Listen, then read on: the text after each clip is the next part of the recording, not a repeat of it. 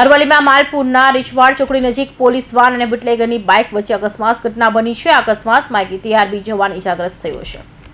અરવલ્લીમાં માલપુરના રીછવાડા ચોકડી નજીક PCR વાનમાં ટ્રાફિકની કામગીરીમાં હતા તે દરમિયાન TRB જવાને વાનનો દરવાજો ખોલતા બુટલેગર ટક્કર મારી હતી.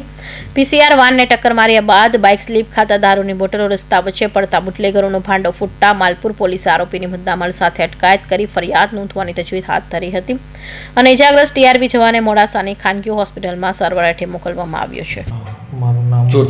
મારું નામ ભોઈ નિમેશ કુમાર છે. માલપુરમાં નોકરી કરું છું. અમે PCR લઈને ટ્રાફિક નિયમન માટે ગયેલા તો સામેથી એક બાઇક આવતી તો દરવાજે અથડાતા હાથના ભાગી જતા. કોણ આવતું હતું? શું લઈને આવતા હતા?